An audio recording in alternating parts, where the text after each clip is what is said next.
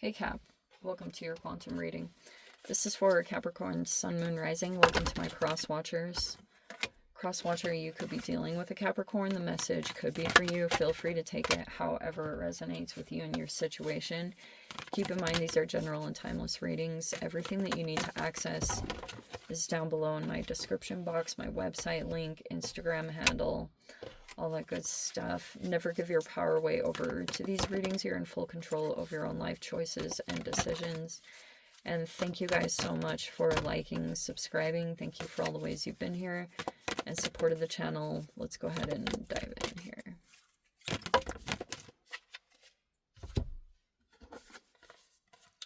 Okay, we have the Village. There could be something here about travels in general. I don't know if you have traveled or there's some kind of maybe going out of comfort zone. That could be an element of this. We also have the Ring, which can talk about commitments. Some of you guys could be like full on like a relationship commitment. You could be in one, whatever it's talking about. But there's the fault line here. That was the very first card that came out, which looks a little bit like, let me switch this around a little bit.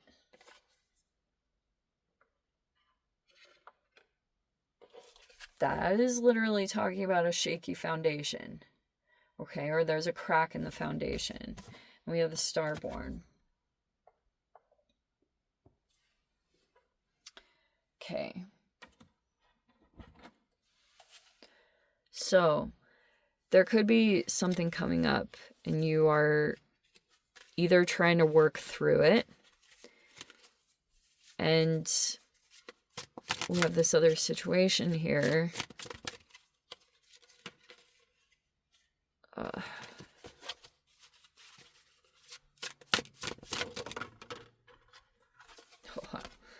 We have the Ace of Cups right in the center. That's nice. Oh, water.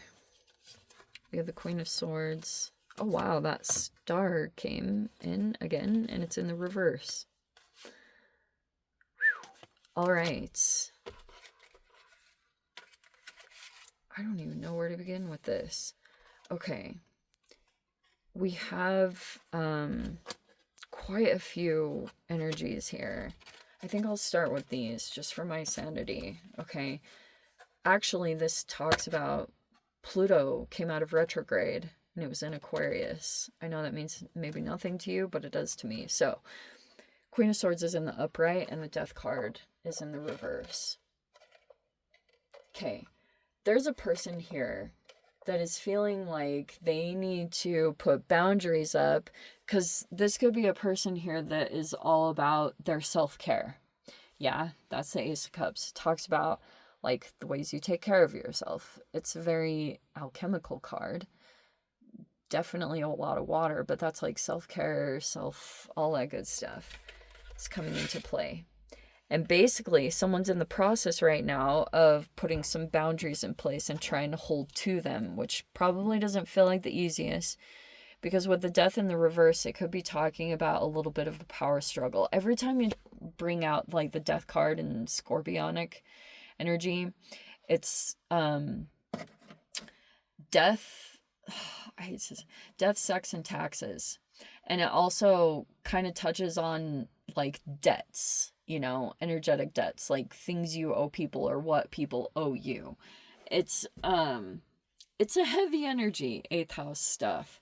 And there's a person here that had basically given away their power, but it was almost a weird energy to that. And there's a person here that's now decided to cut themselves out of that, because maybe there was a person here that was like depending on someone else and they gave away their power. And this is not an easy energy to deal with, because this person could be refusing to like do certain things to take care of themselves.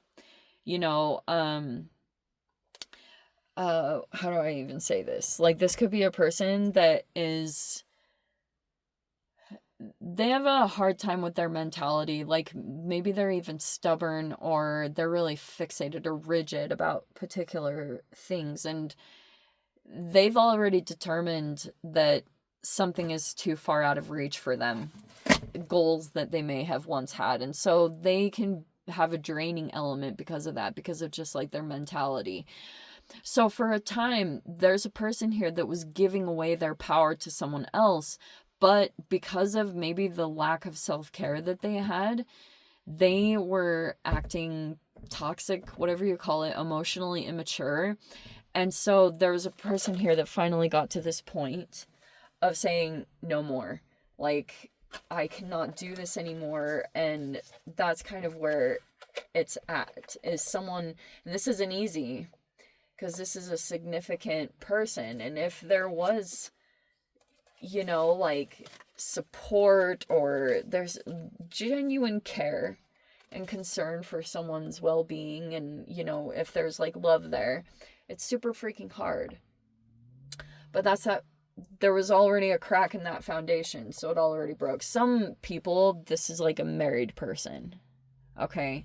That could also be talking about it, but there's the Queen of Pentacles in the reverse. That's why I was wondering. There's a feminine here. If they are, maybe a Capricorn, Taurus, or Virgo, whatever it is, there's a person here that's struggling with A, health, B, work, finances. Okay, and there's this King of Swords here. We have the Star in the reverse. A person who, like, is struggling to stay optimistic.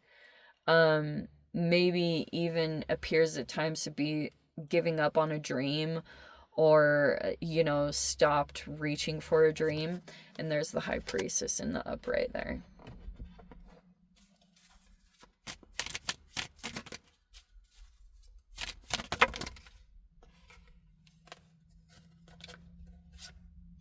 Oh, how appropriate. There's the Awakening, but it's in the reverse.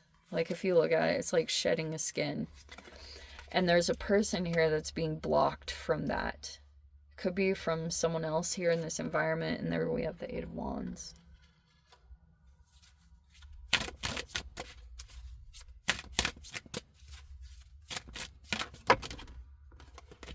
Oh, there's the King of Pentacles. Wow.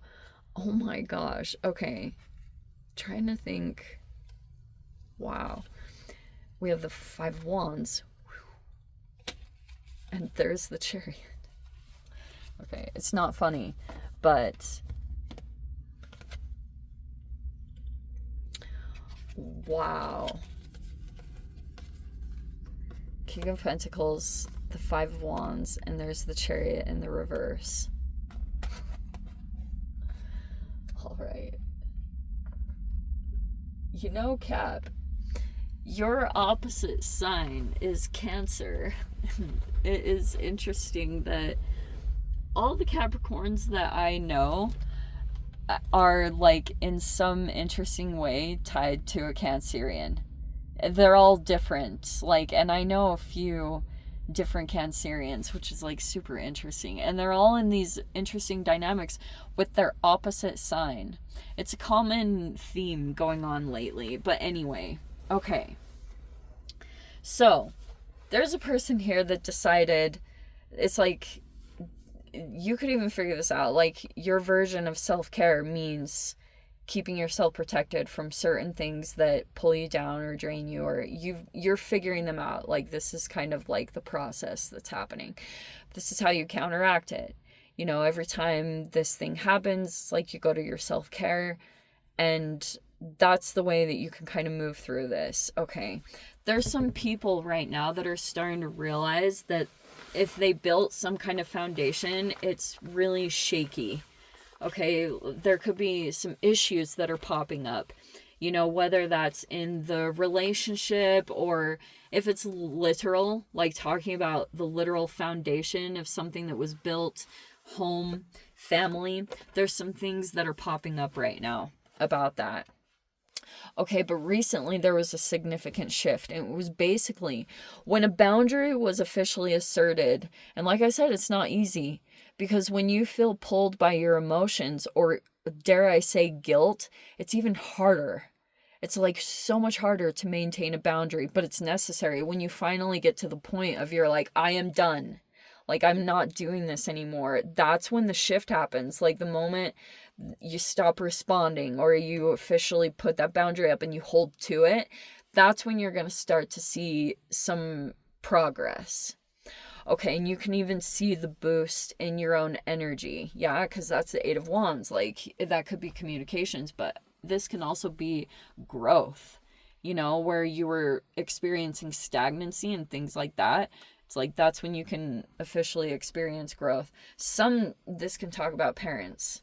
Okay, but this in general, the Scorpio energy was just a power struggle that was playing out for a considerable amount of time. But there's some issues there. And so, okay, King of Swords in the upright. So, there's like this, how very interesting.